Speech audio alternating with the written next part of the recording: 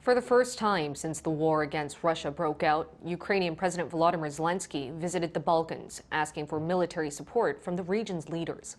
Zelenskyy has been asking for more international support as the war is heading into its third year. At the European Parliament, EU President Ursula von der Leyen proposed using profits from frozen Russian assets to better support Ukraine. Eun-jin reports. Ukrainian President Volodymyr Zelenskyy has been traveling around the world to drum up support for Ukraine to improve defensive capabilities against Russia at a time of faltering military support from Western allies. Zelenskyy was in Saudi Arabia on Tuesday to push for a peace plan and the return of prisoners of war from Russia, which was followed by a two-day summit of 11 countries from southeastern Europe, along with officials from the European Union and other international organizations. Speaking at the Ukraine Southeast Europe Summit held in Albania on Wednesday, Zelenskyy said the low ammunition supply is affecting the situation on the battlefield and called on leaders of Balkan countries for help. He also proposed holding a Ukraine-Balkan Defense Forum to strengthen arms cooperation. Albania was among the first countries to offer shelter to Ukrainian refugees and continues to voice full support for Ukraine.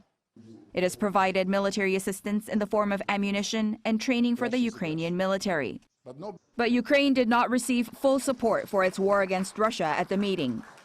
Kremlin ally Serbia has refused to align with EU sanctions following Russia's invasion and continues to sign cooperation agreements with Moscow.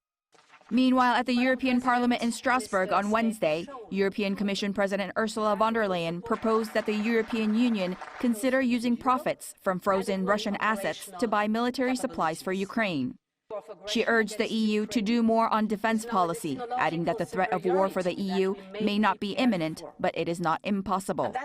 It is time to start a conversation about using the windfall profits of frozen Russian assets to jointly purchase military equipment for Ukraine.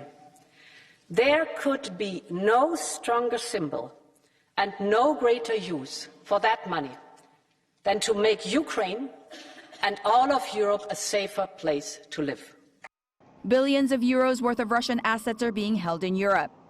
Belgium has estimated the figure to be around $195 billion worth. And Prime Minister Alexander De Croo has said that he wants to use all the interest on those funds for Ukraine's reconstruction.